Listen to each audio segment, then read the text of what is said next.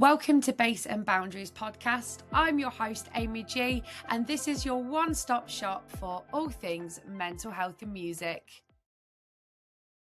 Hello, everybody, and welcome to Bass and Boundaries. I am really excited for today's guest because I met this absolutely amazing lady at like a networking event, and it was my first time. And then we kind of got talking, and I'm going to give you to Cat. Hi, Cat, my lovely.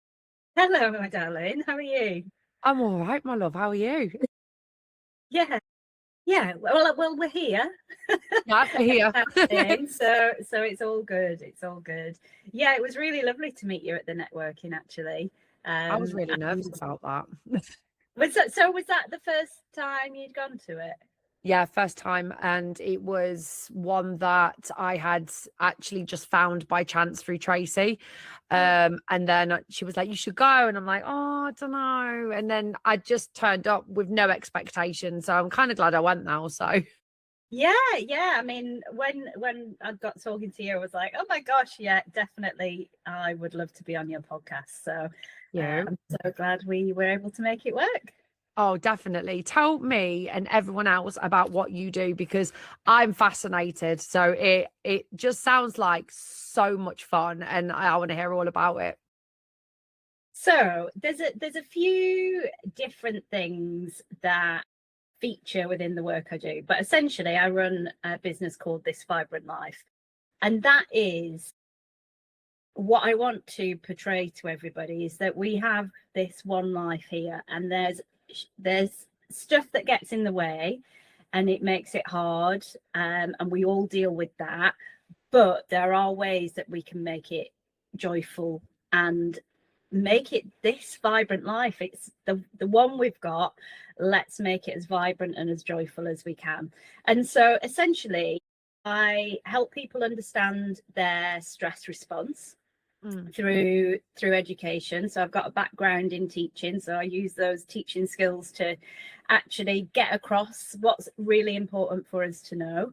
And then the way we complete the stress response is through movement and through breath. So I use dance and yoga and actually teach people how to breathe properly, because there's a big population out there that has a dysfunctional breathing pattern. But when we pair these together and then we add in music, we get to access these subconscious parts, and just the brain lights up in different ways. But having rhythm and music, and I love to use house music, we bring in already music. We all know music's amazing and it just helps lift your emotions and mood, but pairing that and letting your body just respond and move to it, we naturally complete the stress response cycle. So we're not having any residual stress in the body. But then we can tap into more joy and more vibrancy. And when we do that collectively, we have all sorts of other positive things happening, but you can still do it on your own in your kitchen as well.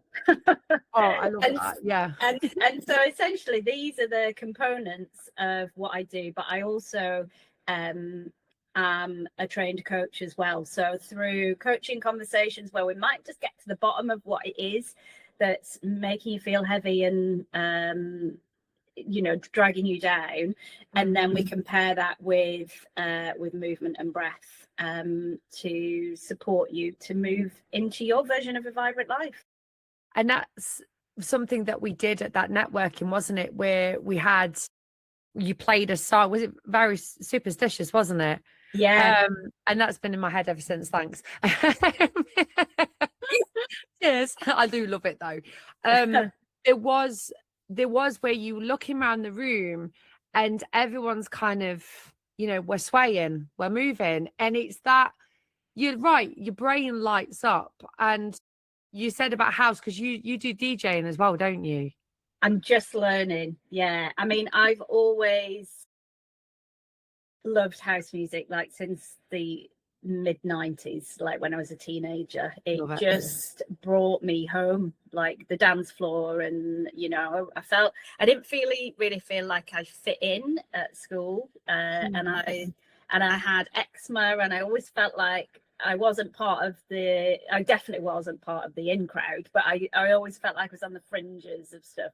But when I was able to go out, and then the music just literally moved me. Like I didn't have any thought process. I was just responding to the music and dancing, and so dance was part of like my career path as well. But it just lit something up, and I don't think I ever feel as free as when I'm just responding to the music and being on the dance floor. So and then I let go of that for a while because I was a teacher, and teachers are sensible, and and I was like, well, I can't go out clubbing all the time. And but now, I've returned to that part of me, and actually the science backs up what was happening for me on the dance floor, because it's not always just about going out and getting off your face and having like an early, coming back in the early morning.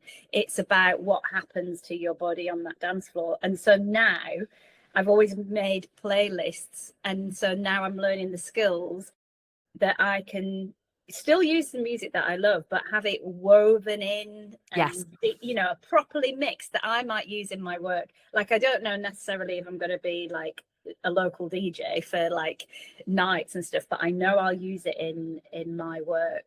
And so that it feels like it's a little piece of the jigsaw puzzle just all coming together. Yeah. And you're right, we did use Stevie Wonder Superstition. That's the one. And it's called sensory motor coupling. So when you hear music, there's a part of the brain that activates this sensory motor coupling that initiates movement. So it's a unconscious process.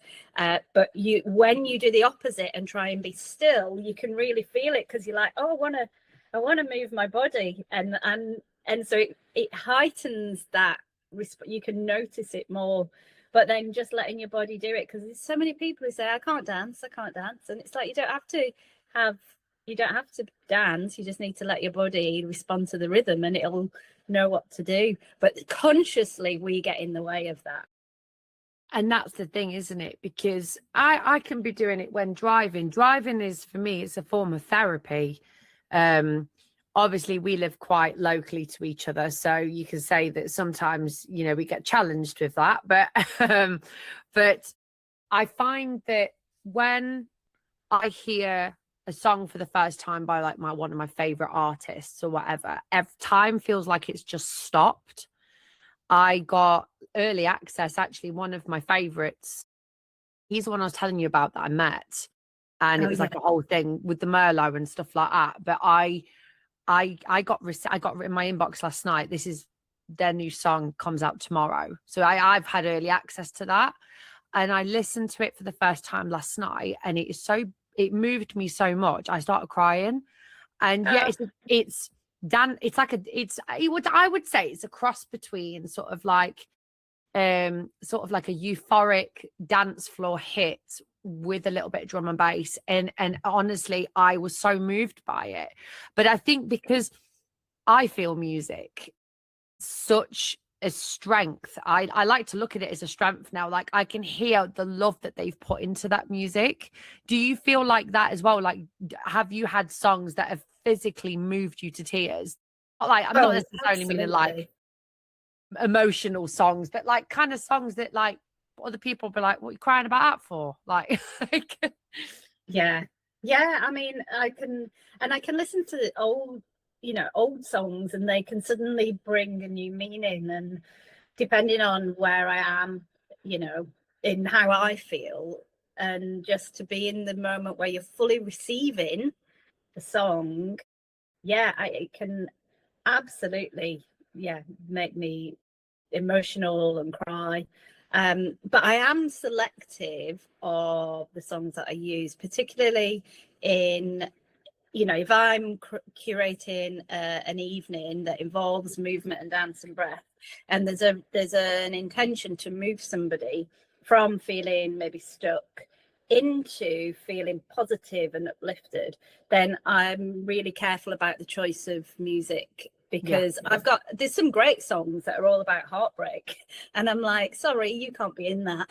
No. You can't be in my playlist for that, because I want, and with house music you've got so many like gospel house and like just celebratory about human spirit, about universal spirit, and about positivity and connection and growth, that when you stack those together, they're almost like affirmations then that you can sing along to and use and get yourself lifted. Yeah. Do you feel yourself sometimes feeling like, and this, I tried to explain this with another guest, like you'll hear a song and you feel like you're almost like your soul's connected with it, like you're being transported into it. I can go to so many different places in my head just based off that one song. And in my teenage years, I used to do this thing. I couldn't sleep at night because I had a raging insomnia in my teenage years. So I used to go to bed with my Sony Walkman. That's how old I am. With my headphones, with my like ripped CD. Everything was off LimeWire, you know, like stolen music. And I used to go to bed and I used to put these headphones in and I'd pretend I was like on stage performing that song, and it would knock me out every time. Yeah. But now I have to have white noise. That's my thing. I have to have any form of white noise to knock me out. And do you find that like you have to maybe have those kinds of things in your everyday life for particular reasons? I can sleep. I have to put earplugs in to go to sleep, so I don't have to listen to music. But I can always tell. I can always tell the days when music hasn't been part of the day, because I feel different and unlike there's a tension there. And when I have music playing, or even better, when I choose a specific playlist and let it play, and then I might be doing the dinner or something like that, but it just completely switches my mood. I can dance and then again I'm letting out the stress that's perhaps built up. But something really incredible happened in the last few days. So I am currently dealing with a disc issue in my lower back.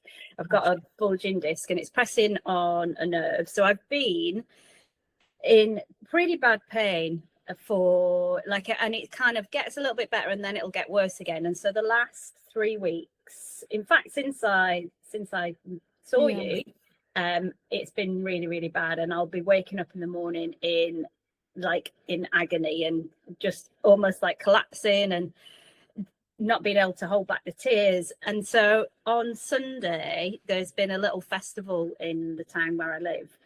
And DJ Yoda was playing at a church. There's a church that's used as a music venue.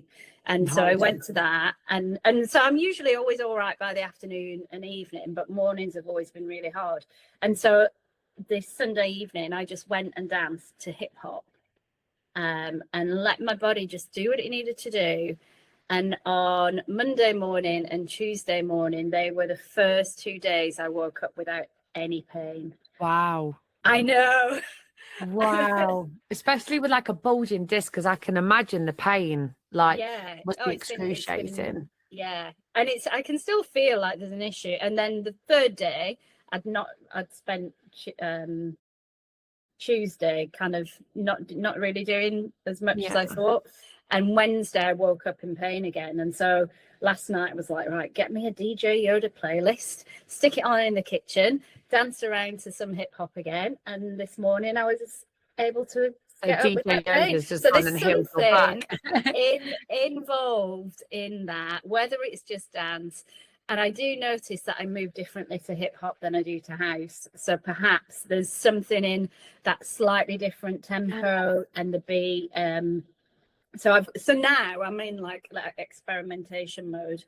So I'm going to see how that goes, and then maybe try different music, and perhaps hip hop plays a part. Maybe it's mixed. Yeah. So I find it incredible that out of everything, that's been the thing that's actually That's stopped crazy. it. I find that music anyway, like I go to raves, I go to sober solo raves. I just go with my little can of Red Bull, living my best life. That's all I do. And I love going on my own because it's such an uplifting feeling. But when I was just thinking about it then, like as I'm sort of, I dance like this to drum and bass. So it's kind of like, it's all in the core. Yeah. So I suppose subconsciously, I'm not even realizing it. I'm strengthening my back because Yeah. you're kind of going like this. It's kind of that bopping, because you're using this sort of core part of your body. But I know the one place I don't really use when I go to a rave, because usually I'm on the front row, is my legs. So every so often I have to lift my legs up to get the feeling Yeah. back because they're in so much pain. But isn't it amazing like how music is so healing and we just don't realize it? Like you ever say you can go through a heartbreak, listen to some breakup songs and everything's kind of there, but like it's the other side effects too. For me, I feel music very deeply, but like if I'm driving along and I've not got my drum and bass playing, I just don't feel good. I don't want to drive. And yeah, I see people on day-to-day lives, they just, on the steering wheel, yeah, normal. But I think because I'm neurodivergent, I think there is that connection. I feel it so much more. Do you Yeah. find that like you feel it so much, but you can't explain it to people unless they get it, Yeah. Yeah, definitely. There's such power in it. And I do meet people who don't really have music as a big part of their life, Mm. and they're not tapped into that magic that it offers. But it's the same for me. If I'm on a solo drive and I've got my house music playlist that sometimes is nostalgia because it'll transport me back. And other times it's new tracks that I'm just like, oh, this is so good. Like because I go up to my parents in Burnley quite often. It's a 2-hour drive. So when I'm doing that and I've got that playlist on, I feel great. I could drive another 2 hours. Yeah. Because it's like the energy of the music gives me energy. And I don't care what the traffic's like, I am in my zone. But yeah, there's so much power in it, definitely for me. And I think if people don't have that connection to music, they're missing a little part of the magic that they could be accessing. And also, I think it's important to recognize that there's like a diverse mix of music out there. So for some people, their connection to music might be classical, or it could be rock or pop or anything, but it's just something that speaks to the nervous system. So whichever variety of it is, to like lean into that is a strength then, because it can be really supportive for whatever it is that you might be going through. Do you think that some form of it kind of gives you some form of safety? That's something that I find sometimes. If I'm in a car with one of my friends and they've got their music on, I don't feel in that moment like there is that connection. Like, for instance, someone I know really likes Taylor Swift. I don't. I can't. It's not for me. So I kind of find myself becoming quite irritated by it. And yet there's that element of my little niche playlist. I feel like when I'm driving, I'm in that zone, I feel safe. Yeah. And it's a Yeah, I really mean, weird feeling to understand that, isn't it? Like, oh, how can drum and bass make one feel safe? It just does. Like, well, you've got the rhythmical aspect, haven't you? And I know there's a lot of science around that, and I'm kind of only scratching the surface with my knowledge on it. But the rhythmical aspect of it that your body responds to, that creates safety. So the kind of the brain's prediction loop of the rhythm and also the drops, the kind of that build and that drop, your body's predicting it happens. And so that in itself creates an element of safety. So when you know something, it's like you can do this when when you might go and watch your favorite movie and you've seen it 45 times, but you're like, I'm watching this movie again, because your brain knows what's going to happen. It can predict it. And so that in itself, and it happens, it plays out in front of you, that creates safety. So that internal safety, sense of felt safety is through things that you know, and rhythm that feels like you can follow it and predict it, and then it happens. And then when you've got somebody else's music, which might follow like a slightly different format, or it's not in the same like vibe as what you're listening to, there's your prediction pattern is maybe out a little bit, and so that safety isn't as internalized. And it makes you feel so, like I say, someone can do it to me where I can be stood in the kitchen or whatever, and I'm in that zone, and all of my family are connected to my Spotify. If that, and it's happened before where one of my kids like, I'm going to change the song just before the drop, they'll change the song, and they know it infuriates me. I'm like, why would you do that? Because it snaps me out of it. And I'm like, are you for real? Like, and I'm like, who has just done that to me? Like, honestly, it becomes, it's so refreshing to be able to talk to people that get it, because trying to explain to like a neurotypical person that I feel music so much that it is not only part of my identity, it's part of my life. It's magic. It makes me feel good. It makes me feel like I can do anything. To somebody that doesn't get that, it can be quite an experience. Prime example, doing the school run over the years. I'm that parent that rocks up with a D and B. The kids are loving it. They love it. They're like, Mum, turn it up, especially if it's certain artists that we all enjoy. And yet you'll have parents going, like, oh dear. Like, but I think that's why diversity is so beautiful, because you might not get it, but my little family do, Yeah. And I enjoy it. I'm not gonna lie. And that's it. It's about being authentic to what feels true to you and supports you. And perhaps, I mean, I'm now thankfully beyond the school pickup because so my kids are one's in college and one's at the end of secondary school. But that there's a whole cliquey expectation that can come just with that. And so it's about being true to, in fact, actually it's such a strength that you're staying in your truth and your authenticity. And that can also be triggering for everyone else who's done the bit of conforming, because they're like, oh, actually I've tried to like blend in, how dare you not blend in? I tried blending in, and it didn't work, and actually ended up with me walking away from all of it, because there was nothing more that I hated than feeling pushed out of a conversation. There'd be times where we'd be in a conversation and they would turn their back to me, and I'm one of those people where, and that's very much a strength. There's something my therapist said to me. They were like, if you're neurodivergent and you see injustice, you are more likely going to speak up, and that's where you become a threat, because people stick up for themselves are people that typically went through something so bad that it affected their mental health enough to say something. And I find that hard, because I get, these people don't even look at me anymore as if I'm not alive. And it used to bother me. But then when I went on my hair growth journey, it's not uncommon knowledge that I wear wigs. I have to, because a hairdresser absolutely butchered me before Christmas. This is not my hair, but I love wearing them.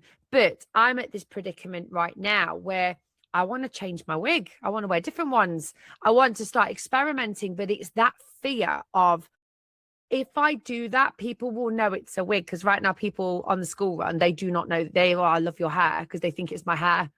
And it is. I could just get to take it off at the end of the day. It's great. Yeah. But my issue is that it's that sense of pushing myself out there that much that it will incite people to say something or talk or whatever. If you knew of someone else that was maybe going through that, like, what would you say to that person? Like, what would you do in that situation if that was you? Like, would you just be like, meh, whatever, do it anyway? Or would you feel those feelings of that I need to remain in my authenticity? Well, you've got a few different things going on, because actually, if the gap between where you are and where you want to be feels too threatening, you're going to cause yourself stress. So it might be that to get to that point where you turn up on the school run in a completely different wig, then there's a few different steps involved up to that that make you feel safer, but give you the confidence and the courage to, when you get to that point, you can be fully in that authenticity and being like, yeah, this is just what I do.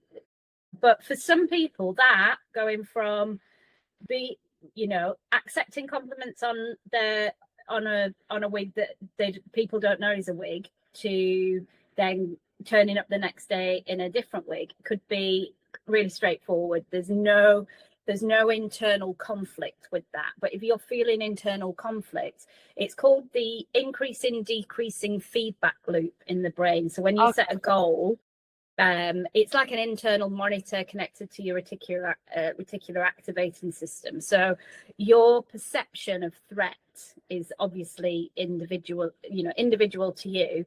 But if the gap between that goal of turning up in your wig and where you are now feels too much, too big, your brain sounds the alarm, and it causes a type of stress, which then feels quite harsh for you to deal with. So it's putting little stepping stones into that. You might need 2, you might need 5. It could be like that you start talking about the wigs before you change it.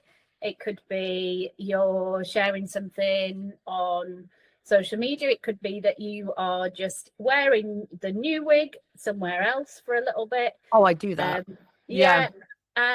So it depends on the individual, but if you feel like you can't go straight into that, just some like alternative little steps in between, and then you get comfortable in the change, because it's the change element, isn't it? Because you will, I would imagine, I mean, I'm feeling like I'd like to try out some wigs, but I would imagine that as soon as you try something new with a different hairstyle, like I dye my hair red and pink, so sometimes I got the wrong hair dye and it went bright pink one time, and there was like, oh gosh, like this feels like a whole different person. So when you choose that next wig, you might there's a different, you probably have a different feel to who you are. So it's getting used to that. This is my comfortable head. So this is the one I wear on the school run twice a day, but as soon as I come home, it's whipped off. I can't be dealing with it, but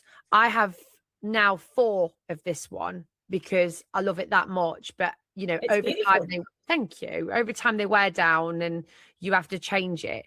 But I have other ones where I've got a short bob. I've got a 24-inch long copper wig that I am so desperate to wear because I felt like a Spice Girl in it. I loved it. But like I say, I'm more than happy, to pull it, to show people. But I do on social media, I'm like, yeah, this is a wig, this is what I do. When I had my hair butchered, I wore clip-in extensions for a long time, but it's annoying. I just, at the end of the day, want to just sit there with my natural hair in a bun, not care.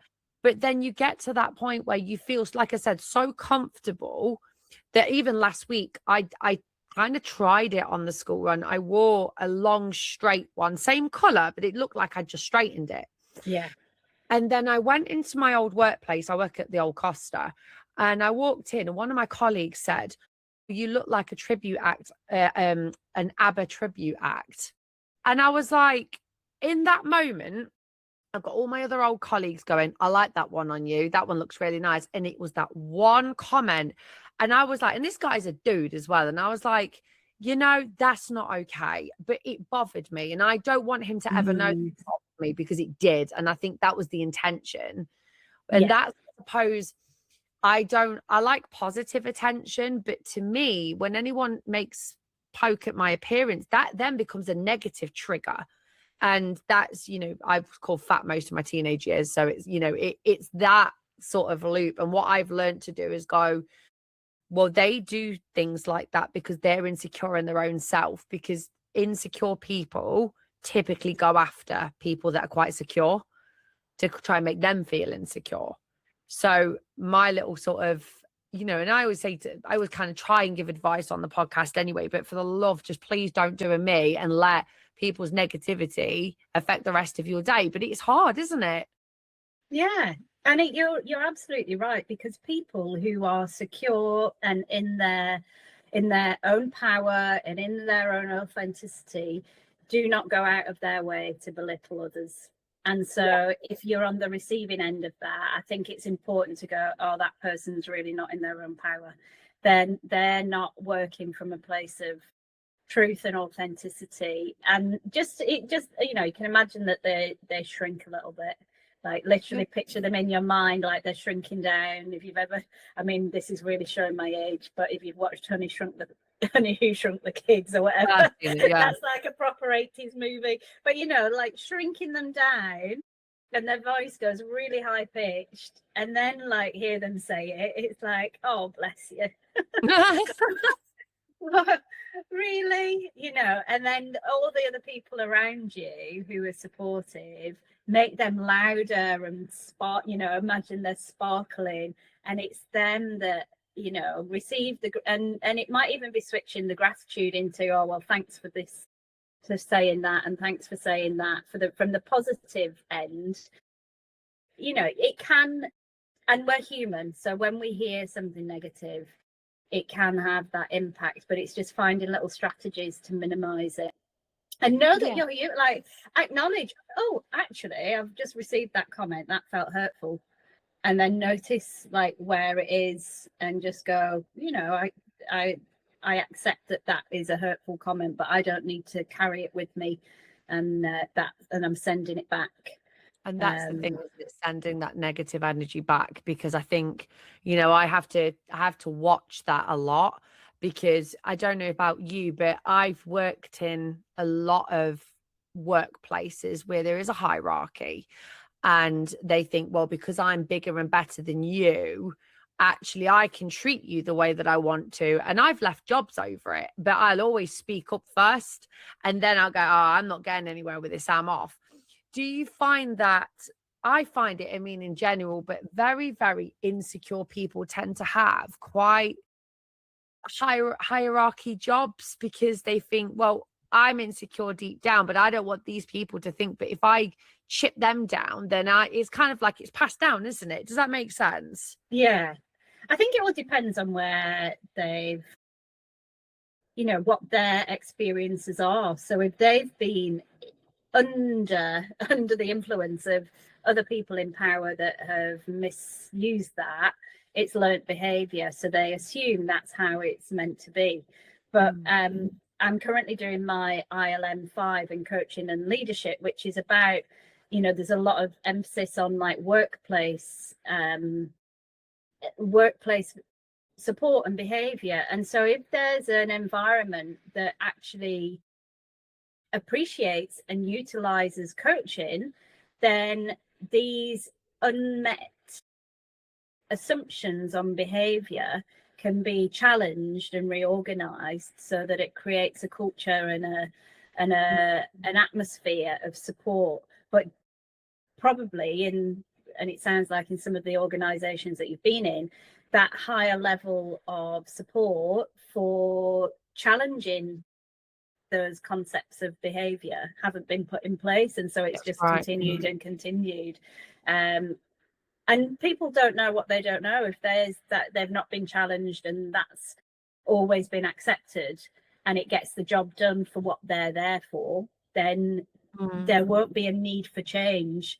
And so it's got to, there's probably got to be a top down, whoever's the CEO, that kind of wants an improved workforce, work environment, and a supportive place for the workforce. But it's what level are people Yeah. at, and where's it coming from? But if it's not in place, then it will continue.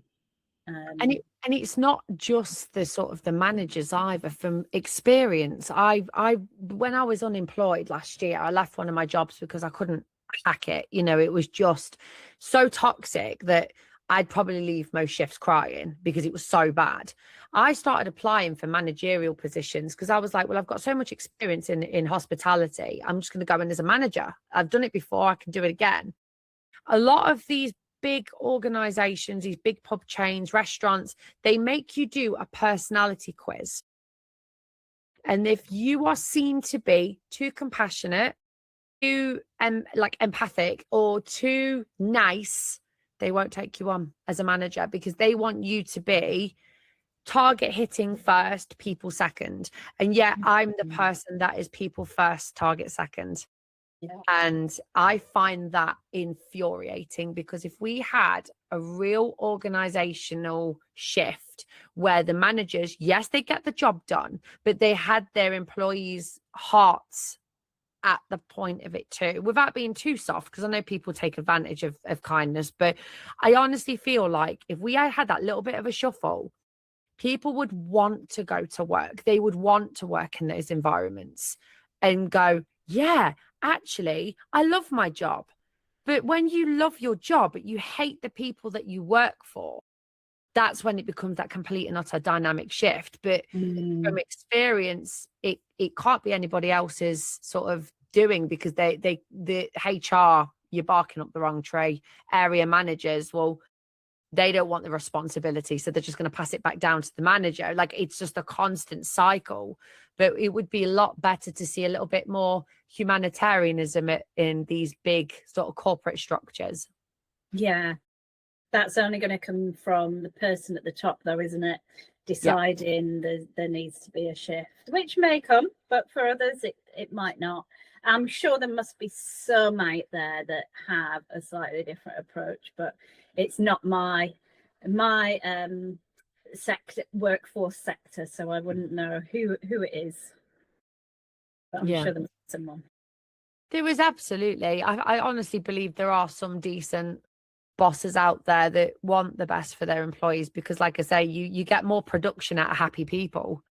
It just makes no sense to be in a work environment that has people go, well, my boss treats me terribly, but I'm just here for the money. They're not going to be as productive. I've learned this the hard way. I've gone into every job with 100 mile an hour. I'm going to impress my boss. I'm going to do this. And when it isn't, they're just like, well, you're just a number, just sit down. It makes you kind of feel like that balloon's popped, and you go, well, I'm just going to do the bare minimum then.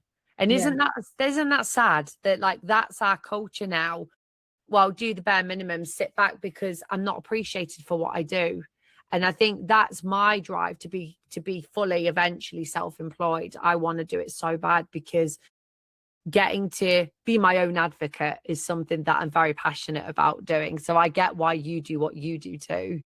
Yeah, and no one's going to do when you're self-employed, no one's going to do your job as well as you, like that. And I guess for the big corporations, there's got to be that hand down and that understanding that they're going to have turnover of staff, and it's never going to be done in the way they see it, because they're not the people at the top. And so there'll be certain things that can be put in place, like loyalty schemes and things like that. But essentially, if it's an industry that's got high turnover, whoever's made those decisions is probably thinking about it from their point of view as how, making it run in the way that feels best for them. And it's the same for our businesses as well. We're going to give it all our all, but if there's a point where we need to hand out something, that's when we'll see that other people might not have the same commitment and understanding and everything else. It is just, what's the job? Let me do it, and then we're done. And that's the thing, isn't it? I'm teaching sort of my kids, go into your jobs with your eyes wide open, But if it's not right, it's okay to admit that it's not right. Like, your mental health is not, give it a good go. But I always say to my kids, if you're not happy, find a job while you've still got one. Yeah. There's Yeah. nothing wrong with that, and that's why I feel like, I don't know about you, but throughout my life, I've kind of job jumped a lot, because if it's not gelling with me, I'm not going to sit. I'm going to move. And, I know people that have been in jobs 20, 25 years. They're very happy where they are. They've got job satisfaction, and that's great for them. And I always used to sit there going, there's something wrong with me, because that's all I want to do is job jump and find the right one.